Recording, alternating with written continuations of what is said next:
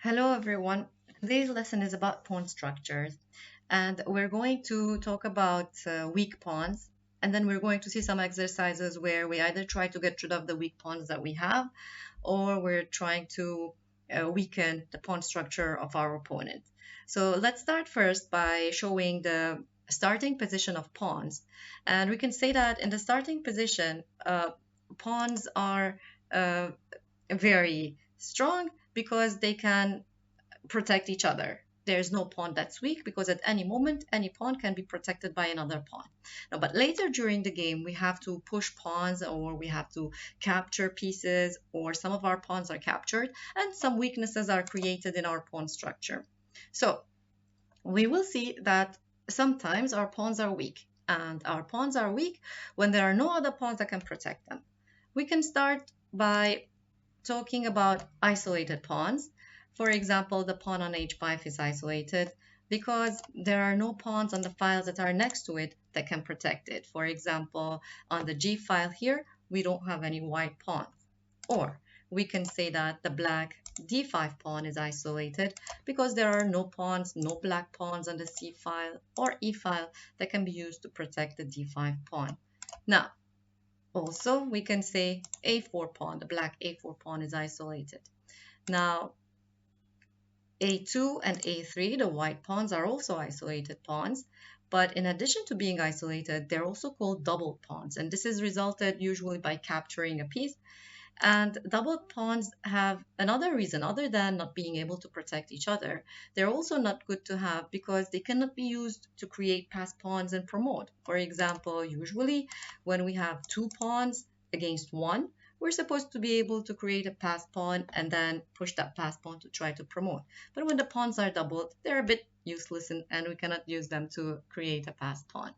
Now, the third type of a weak pawn is a backward pawn. For example, here we have the e3 pawn that is backward. It's not isolated because there is a pawn on a file next to it, but that pawn has moved forward and has left the e3 pawn behind. Now, there are no other pawns that can protect the e3 pawn, so the e3 pawn is a backward weak pawn. Now we will see some examples. Let's see. In this example, in this position, we're going to try to weaken white's pawn structure. So let's try to see how we can do that.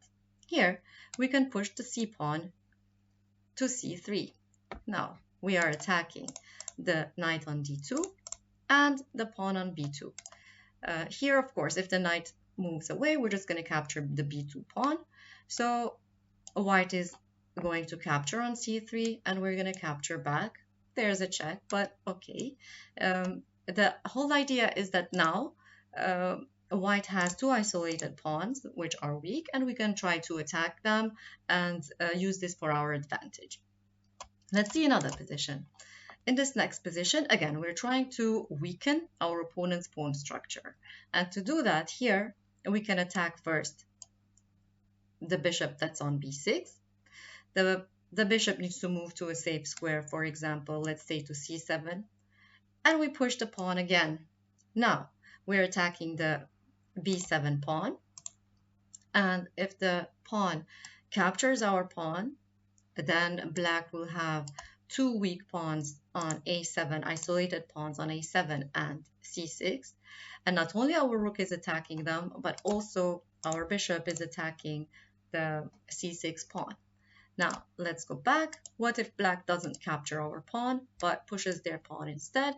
Then we will be able to capture the pawn that's on c6 with our bishop. Now, let's see another example. In the next example, we have a weak pawn that we want to get rid of, and our weak pawn is the backward f2 pawn.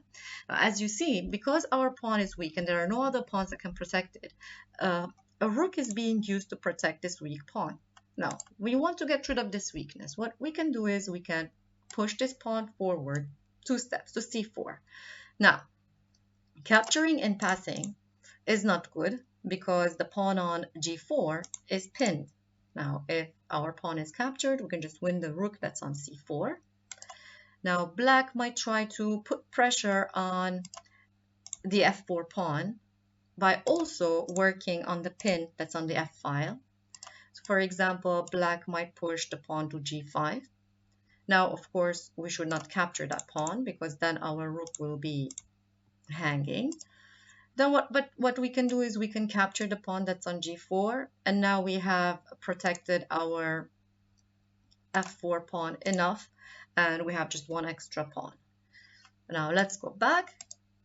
In this position, white could have tried also pushing the pawn once, but that would not be so good because in this case, if black pushed the pawn to g5, that would be good for black. Here, we cannot capture the pawn that's on g4. Then here, our f3 pawn is pinned and we can simply lose a rook. So let's go back. In this position, then it's best that that we push our pawn twice and not just once. Let's see one more example. In this next example, we're going to try again to create a weakness in black's pawn structure. And we can do that by creating a pin. We are pinning the knight on f6 because the queen is behind it. Now, let's see a possible continuation here. Let's say the black queen moves away and we capture. Here, there are several weaknesses now that we have created in black's pawn structure. We have the double pawns on the f file. We have the isolated pawn that's on the h file. In addition, the black king is not so safe because it's now a bit exposed. Now we can try different ways to try to take advantage of this, but a possible continuation is, let's just see a few moves. Here we can check, for example, because if black captures, then we can win a pawn by capturing first on f6 with a check and then capturing the queen back. Let's go back, and on this check, okay, if the king moves away, we can now move to h4 and attack both pawns that are on f6 and on h7. Of course, the black king can protect both, but then the black king is exposed, and these weaknesses in the pawn structure of black, they are long-term weaknesses that we can try to on the long-term try to attack and win these weak pawns. So thank you for joining me.